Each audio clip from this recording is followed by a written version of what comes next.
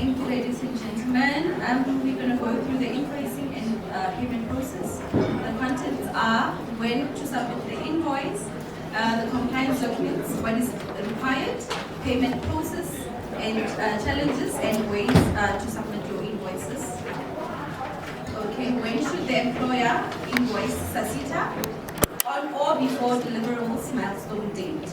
So this now you have to go directly to a DG contract or to your addendum if there is an addendum in place.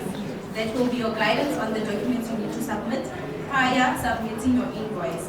Because once you submit your invoice without submitting supporting documents as per the payment deliverables, unfortunately the payment is premature.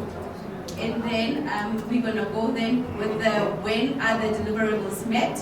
So as soon as you know that you send your documents to the project, the administrator upon that project, then that's when they will guide you on all the documents that need to be submitted for invoicing. And then on being prompted by SASITA administrator or the project administrator.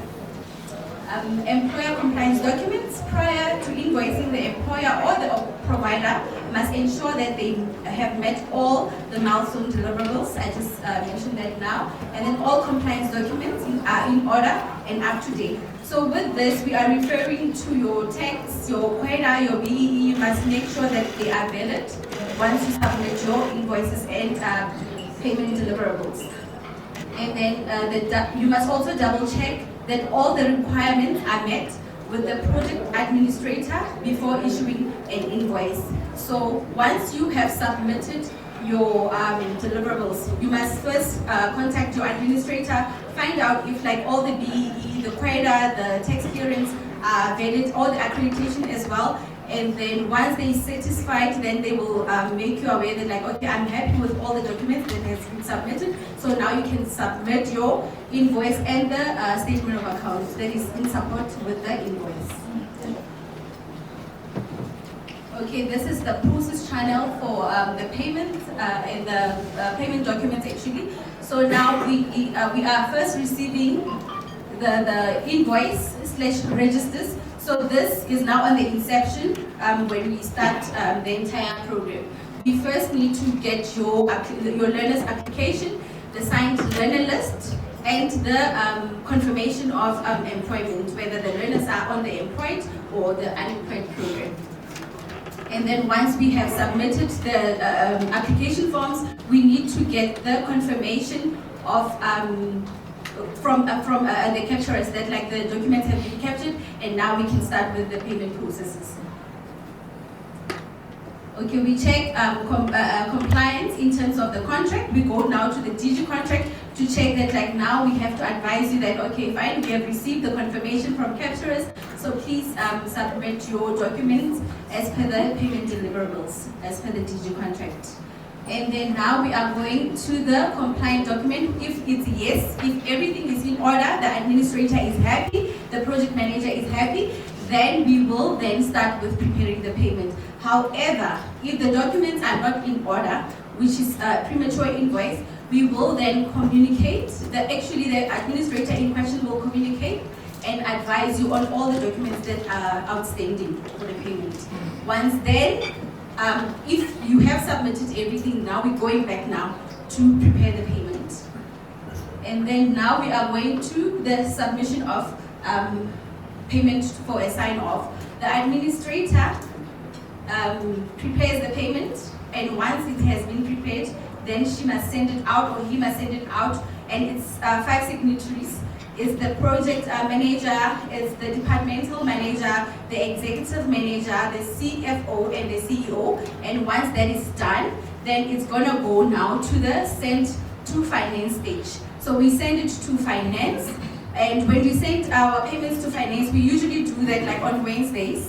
So you should know that if your payment is not submitted by Wednesday from the administrator, then unfortunately it will not be processed that specific Friday. And then once we have submitted the payment to finance, we usually receive the proof of payments on a Monday. So the administrator in question who's assisting under that project must be the one then submitting the proof of payment to you guys so that you know that like, okay, fine, our learners have been paid or the provider fee has been paid. And with this, I'd like to add on that like with the interns and TVETs placements, what we do is we do prepare a recon so that you guys know that like how much was paid for a certain learner for that specific month, because we do deduct if like maybe all documents are not up to standard. And then challenges that leads to delays in provider payment. It's receiving invoices with no supporting documentation, like I've said already. Incorrect unit price and date. So here when we say incorrect unit price, we are referring to the DG milestone deliverables. Let's say maybe you had a award of 30 learners and then you only submitted 20 learners. You should invoice as such. You must calculate the provider amount per learner times that 20. So don't include the entire amount so that you can invoice us the accurate amount as well as the date. In some instances, we know that like some of the providers, let's say it's a premature invoice. What you do is maybe you submit your invoice in June without the supporting documents. And then you will be in question where is my payment? I haven't received my payment. However, the documents were not in line. So that delays the process. And then you would come maybe and question that like, but my payment took so long. Maybe it's over and above 30 days as per our deliverables that we have to commit within 30 days. And then the invoice number being repeated or included in the invoice number or the statement. So this we advise that like you must actually regularly change your invoice number, and the invoice number that you put on the invoice must tally with the one on the statement of account. Documents not submitted on time as per the DG contract milestone. Remember the DG milestone deliverables, you are given months on when you should submit the documents. So that should be your guidance. Actually, that's your important book to go to once you know that like you need to invoice SASITA and all the documents are in place. You need to go to that and check maybe for that phase what you need to submit prior you submit the invoice and the statement of account. And then you need to please assist with packaging learner documents in line with the learner list. So the learner list that you provide to us, can you kindly maybe like try to assist? This actually helps us as administrators to fast track the payments, because if now I'm number 50, now I'm at number 1, you see like I have to sort out all this mess and it's becoming tedious. So at least if you guys assist us so that you package the learner documents according to the learner list, then it's gonna make us work easily and faster. Submission of documents for learners who are not on the learner list. Example for closure phase payments, they submit certificates for learners who didn't submit the agreements. So this we find challenging, because you should know that like whatever you entered with SASITA, that's supposed to be the ones that you are completing with. So don't submit documents that you know that like were not entered or were not submitted or are not part of the learner list you submitted. So ensure that you go through your list, make sure that each and every learner that you submitted for entering are completing. Employer claiming lesser or more than the training amount, I just mentioned that now. Okay, the one that would make us now claim lesser would be like maybe, for instance, you are training in trenches. Maybe you would have a first batch of phase 1 and the second batch. Then we understand we can work on that. That like, okay, as long as like we have all the learners in place.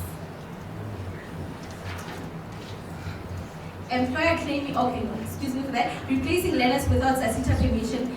Ms. Wahida Musa touched on that like you need to liaise with SASITA so that we give you guidance and give you approval. You don't do that on your own without communicating with us, because we need to give you approval on that.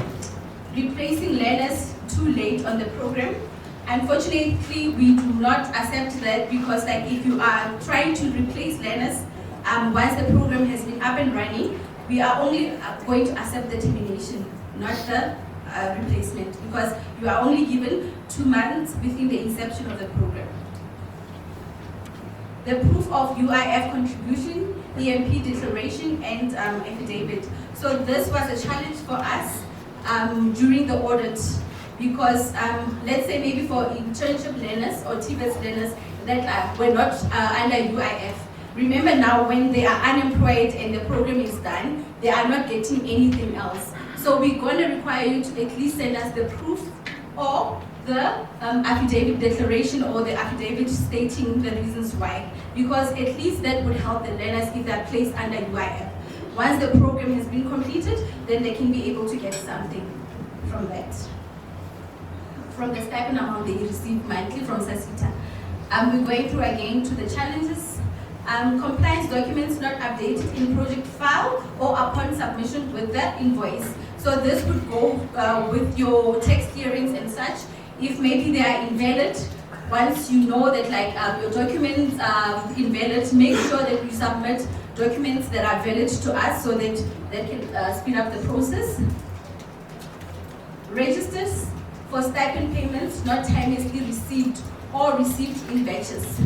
This goes to the learners maybe that are not on one province, are maybe on numerous provinces. So maybe we would get in batches. This delays the process and it affects us that maybe we are delaying with learner stipends. However, you guys need to push on who's the mentors or personnel who's in charge, so that they can submit on time, so that we can make sure that documents are all in order and we make payments. Okay, banking details discrepancies. Okay, we urge that once you know that you've made changes to your banking details, directly communicate with the administrator and the project manager, because if not, we will be making payments with the first submission of the invoice submitted for the initiation phase, or whether maybe for the first stipend fee. So once you know that there are banking details changes, make sure that you communicate with us, you send us the proof, so that at least we know that we pay to the relevant account number. Learner list not matching induction list. This is very crucial.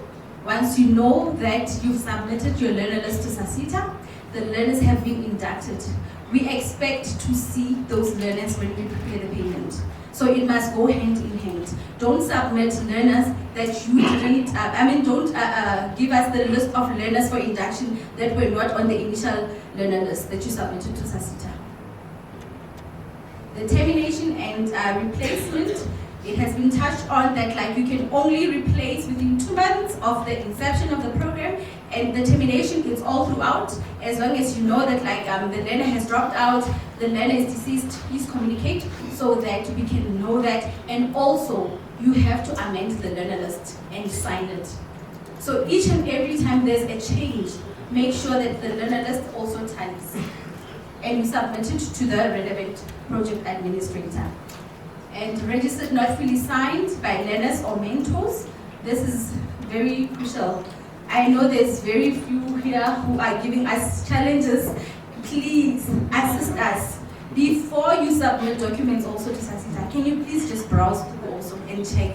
Don't just get your documents and just send it to SASITA that okay, they'll see to finish. And then now we have to go back to you guys and say, oh no, this one again didn't sign. Or maybe the mentor didn't do this and that. So please just at least assist us also.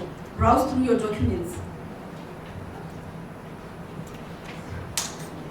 The report not being attached to the register or vice versa. I just touched on that now, that if the mentor maybe didn't, or the learner didn't attach the report, the internship report, then it's challenging. We have to now go back to you guys again and say, okay, fine, now it's delaying the process, the other learners' documents are fine, and now maybe the specific branch or province is giving a problem. So please, you need to maybe communicate on time so that you know that when you said on the 15th, all documents has to be submitted to SASITA, and this is supposed to be submitted, please make sure that it's done on time.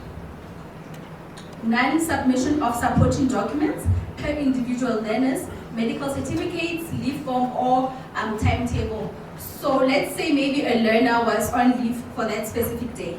Make sure that you submit the leave form, you submit the medical certificate, if maybe they were sick or the child was sick maybe, and then also the exam timetable if they are going to write exams. So once you have submitted that, it's sufficient enough, and with the leave form, so that we know that like we're going to include that day for payment. However, if you don't submit, we are going to minus that day off. Okay, the ways to submit your invoices or your payment documents. We've got two separate emails, which is the public and the private sector. You have been advised earlier on the manager for the private sector and the manager for the public sector. So for the public invoices, you send it to public sector invoices at sasita.org.za and to the relevant administrator. Kindly copy the relevant administrator, because as soon as they see the email that comes in, then they're going to start working on the payment. And for this public sector, I just want to reiterate that, for instance, a private sector provider who's assisting with the government department, let's say maybe IT or Focus is assisting subs with the training, they must make sure that they submit their invoice to the public sector, because they are under the government sector. So they mustn't submit it to the private sector. And then the last one is the private sector invoices at sasita.org.za, and you send it to the relevant administrator, or you can hand deliver or courier your documents. You can submit them to Sasita offices, Building 2, 74 Waterfall Drive, Waterfall Corporate Campus at Madrid. That is all from my side. Thank you. Good afternoon. I think a lot of challenges have been tackled in the previous presentations. And the purpose of this presentation is to identify areas of improvement. As Ms. Amat has said, not a clean audit, but there are areas that we need to improve on with the challenges that we have, and we know that we can't overcome those challenges without presenting those challenges to you.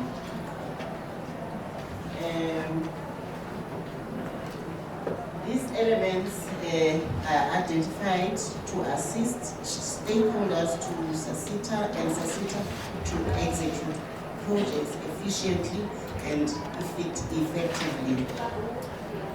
Right. The challenges that we have is the compliance documents that are not valid. Those documents are the CIPC documents, which now we are going to request them to be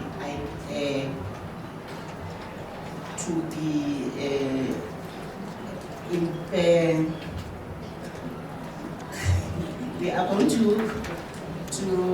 need them to be updated every year. So it's not only now going to be the documents that we already have, which your UIF, your tax, your COIDA, and your BEE. We are going to also include now the CPIC document as updated every year. We've identified some issues after this audit, and the purpose of this presentation also is to reflect on those issues and see how we can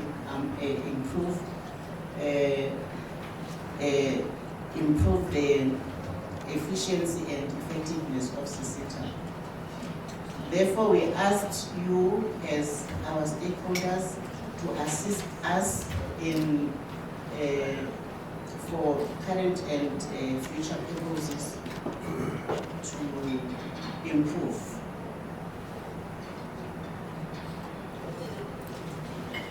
After being awarded, we start from award. Remember, the award is done by the DG Grants, and then we start from the project management side, and we start from the acceptance of the award. After you being awarded, you have to send us an acceptance letter. And the challenges that we have with the acceptance is that the acceptance are not submitted on time. There is a specific period that is specified on the letter. It's 5 days or 7 days. And sometimes we have to call the employers that are awarded and say, you have been awarded, we are waiting for an acceptance and the delegation of authority. Or we receive the acceptance but the number of learners that you accept is not stated. Or instead of saying I'm accepting employed learners as awarded, you say unemployed. So those are the issues that we encounter.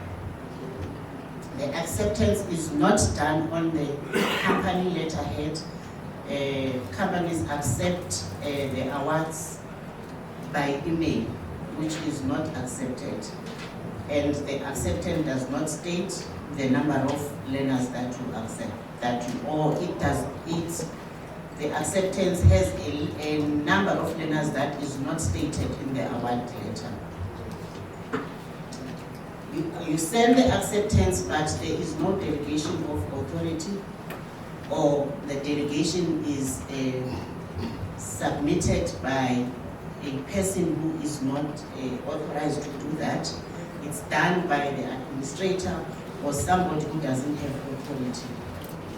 Or we receive a delegation where a person who is not authorized to do the delegation delegates himself or herself. Or the delegation is done on an email, and all the conditions of award are not adhered to in the acceptance letter.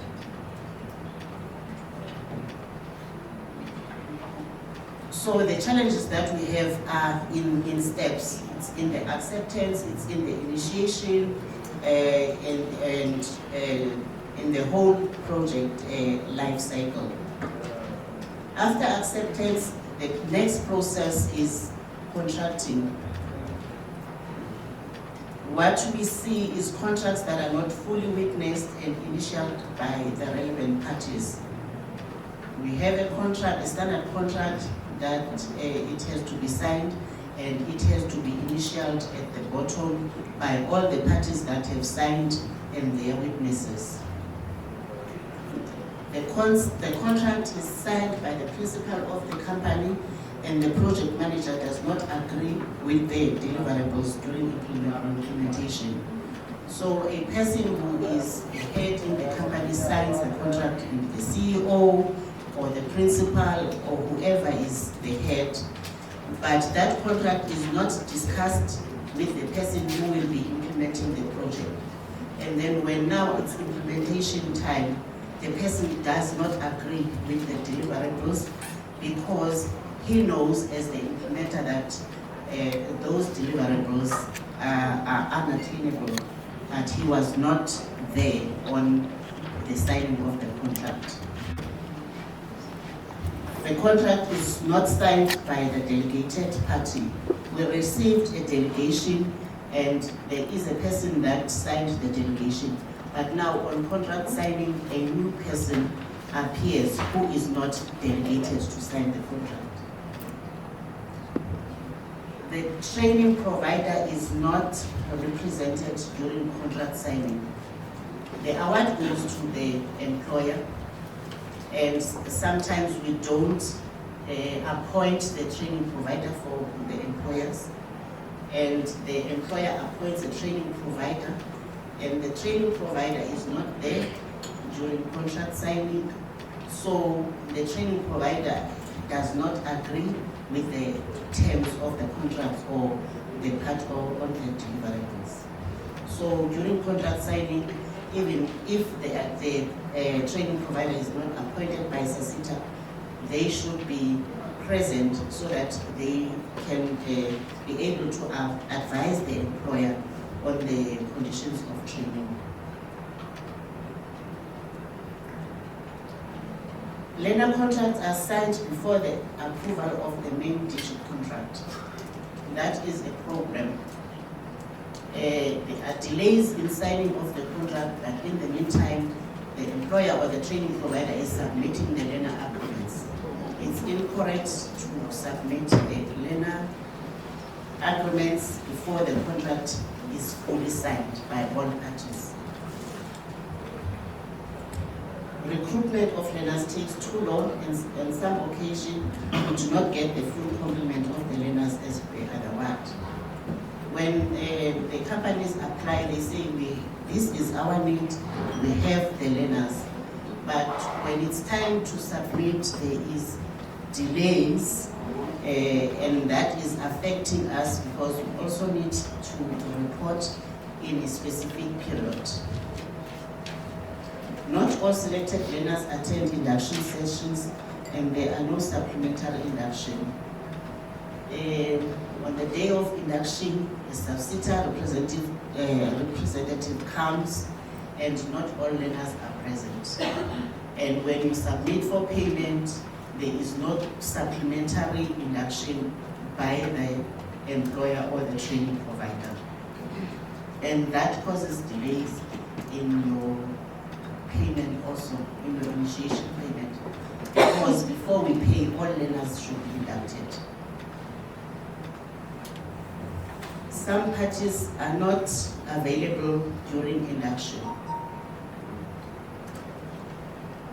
It is mandatory that the employer, the training provider, and the learners are present during induction, so that when we presenting what is in the induction presentation, everybody is presented, so that the training provider does not say at the end that, no, I didn't know that I have to do this, or the employer says, no, I didn't know that I have to submit these documents. So it is advisable that the employer is there, because in the contract there are some things that are supposed to be done by the employer, and also the training provider has some responsibilities as well as the learners.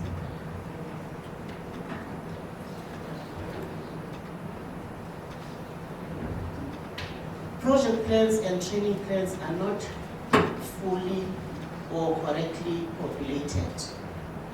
There are documents that you need to submit for the initiation. You need to submit your project plan. You need to submit your training plan, and those documents are not fully populated. If you don't know how to populate those documents, you should ask for assistance so that you submit the correct project plan. The training plan also, when there are changes in your training, you have to submit an updated training plan.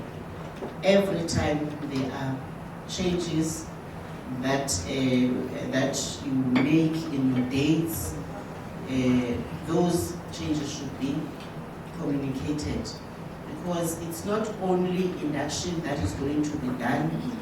There are other processes like monitoring, verification that are going to be done. So if the project plan is saying training will be done in the first week of August, and you decide to change the date due to circumstances that you know, you have to communicate with SASITA by sending an updated training plan every time there is a change, so that we don't go there and say there were no learners, we have ghost learners, or whatever the case may be.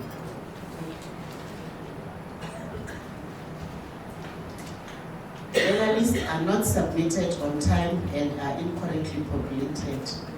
The ID of the learners are incorrect, and we advise that the learners should be in alphabetical order when you submit the learner list.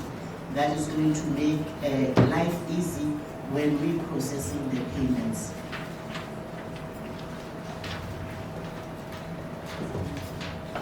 Proof of learner uploads are not submitted from programs that are not quality assured by SASITA. There are programs that are not quality assured by SASITA, your OD, and other programs. So for us to make sure that the learners are uploaded in the other SETA, you have to submit proof of uploads from your SETA. Provider update forms are not submitted by the training provider, and SETA is unable to capture learners for qualifications that are not quality assured by SETA. There is a form that we call provider update form, where when there are changes, we have to update SETA. So if that form is not submitted to SETA, we will not be able to upload the learners in our system.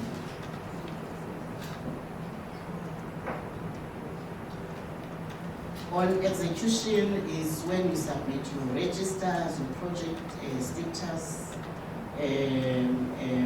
report. Learners' registers and reports are not signed off or dated and are not alphabetically captured for ease of reference. So as we have requested that the learner list should be in alphabetical order, so when you're submitting attendance register, you must package them in the same way that you have submitted your learner list, so that it's easy to process your payment. If you just submit all the registers in a manner that is not acceptable, it will take time to process the payment. Status reports are not signed off, and they are not detailed with the required information in order to allow SETA's interventions where required. So the information is not captured. There are other project status reports where you find out the whole inside of the project status report is not filled in, and that information is required for monitoring how far are you in the project, what are the challenges that you have, what are the issues that you have before they become problems. Terminations and replacements are not timelessly submitted to the SETA. On that one, you terminate 3 months back, and we only know of your termination when you submit your register. And even then, on submission, you are not saying there are letters that are terminated. We just see when we're processing, we say, no, you have 30 letters and you have now 27 attendance registers. Then you say, no, there are terminations, and those terminations were not submitted to SETA. Remember, SETA has to approve the terminations. Terminations should be sent within 7 days of occurrence. If a learner terminates, you don't wait for the time to submit your payment to submit terminations. Learner lists are not updated where there are terminations. You terminate, and the learner list comes back with 30 learners. But we have 3 learners that are not on the program. Assessor reports are not signed, and the list of assessed learners is not attached. So you have to submit your assessor report with the list of the learners that are being assessed. Changing of project managers without notifying SETA. Remember, when you're submitting your project plan, you write the project manager. You have to notify SETA when you have changed your project manager, so that it's easy for us to communicate with your company. Unavailability of learners, service providers or employers for monitoring session. M&E goes for monitoring, and they come there, the learners are not there because you have not notified SETA that you have changed your training plan. The learners will not be there on the date that was agreed on.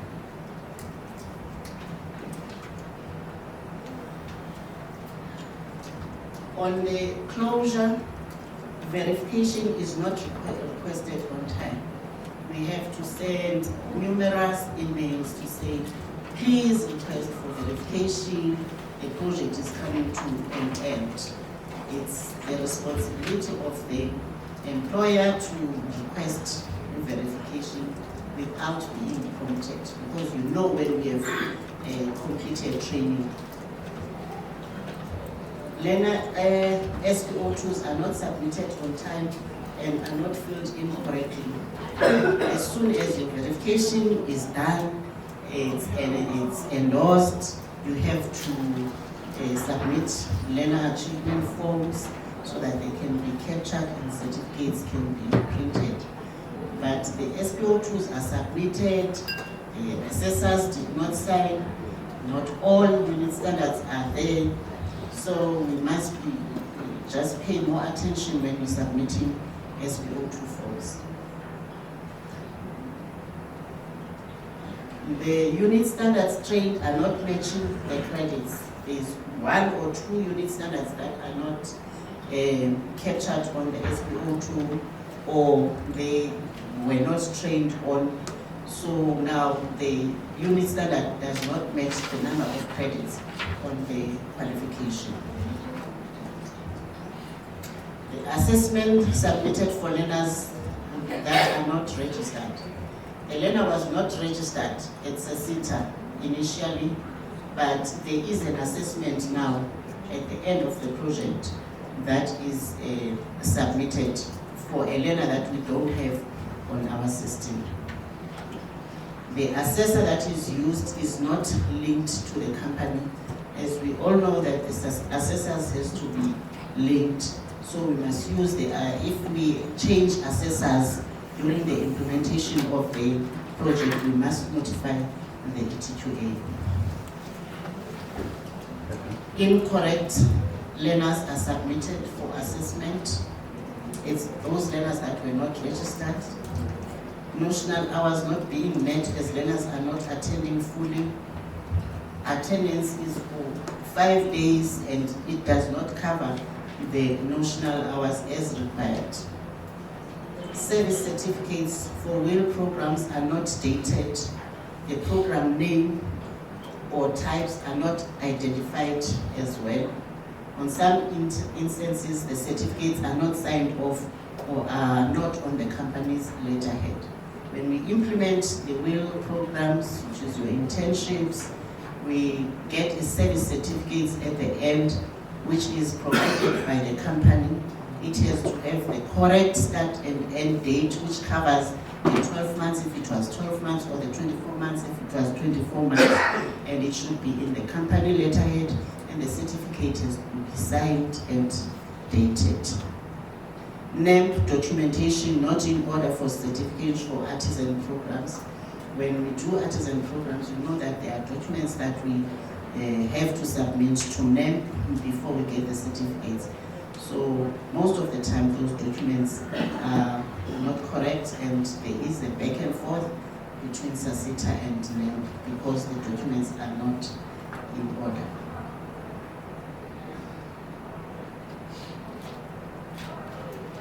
Project duration.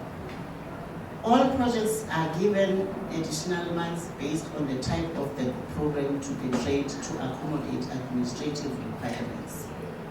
As such, recruitment, verification, and certification. The providers and the employers, you give them 18 months for a 12-month project. Still, after the 18 months, the project is not completed. We know that the nature of project management, it has issues, but we give enough time, which is 6 months above the 12 months for training, but still the project, we extend it twice for a 12 months project that we have allowed 18 months to be completed. And the employers wait for us as SASITA to prompt them to say, your project is coming to an end by the end of August. How far are you with training? Are you going to need an extension?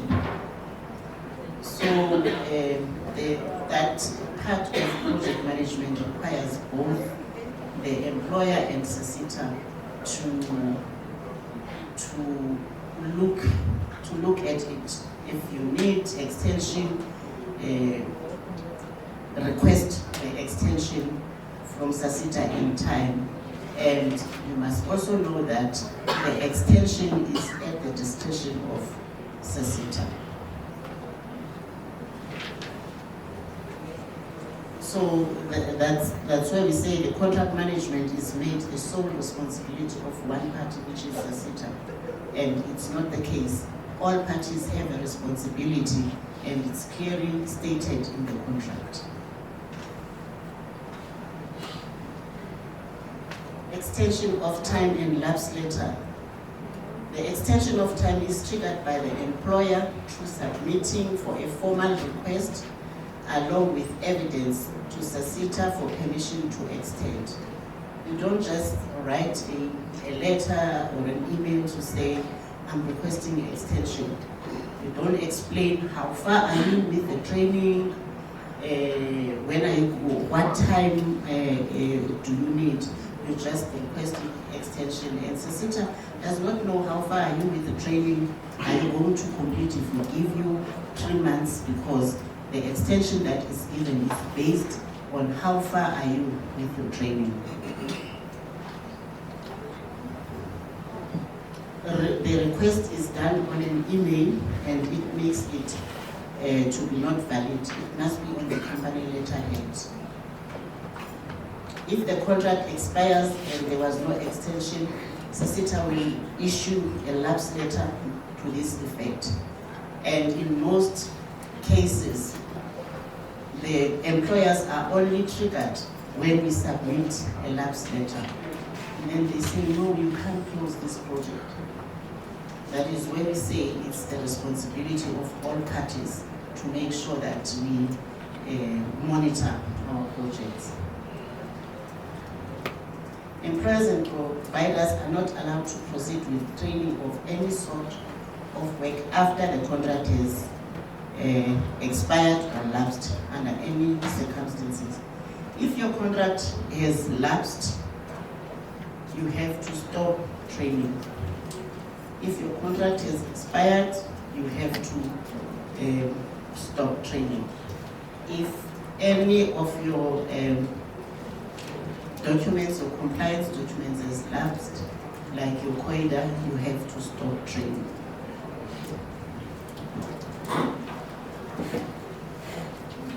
Breach and cancellation letters. If the employer has not fulfilled the identified requirements as per the contract milestone within a specified time frame, SASITA will issue a breach letter. And this letter must be responded to in writing along with the evidence in a given time frame. If your deliverable milestones have dates where you should fulfill those deliverables, so on or before that date, those deliverables have to be met, and the request for payment has to be submitted to SASITA. If in your contract it says that your initiation has to be submitted by April and it's now March, you will receive a breach saying that according to your contract you were supposed to request payment and you have not requested payment, and you will be given a specific period on which to respond to that part.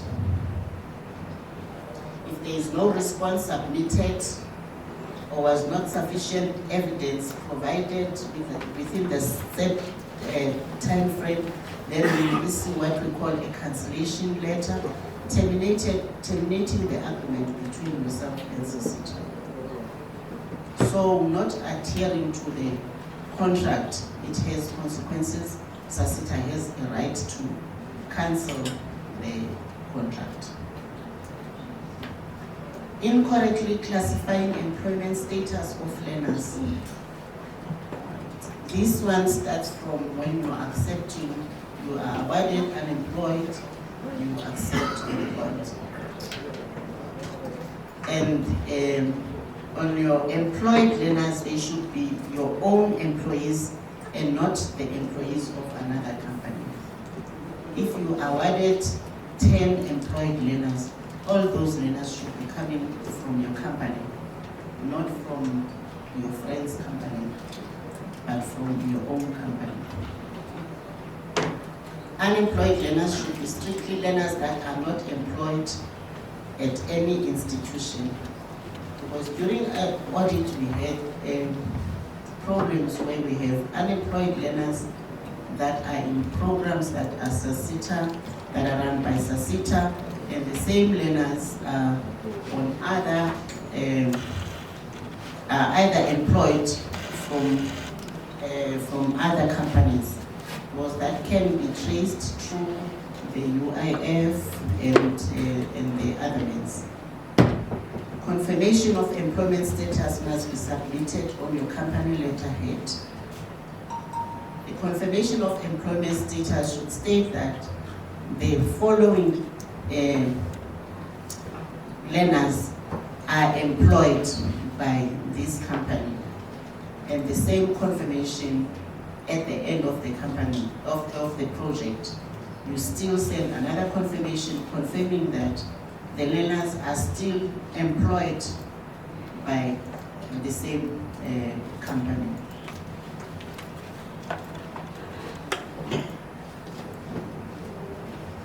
Okay, we've raised now the above issues, and we know that we cannot be able to resolve them on our own. So we will need your assistance.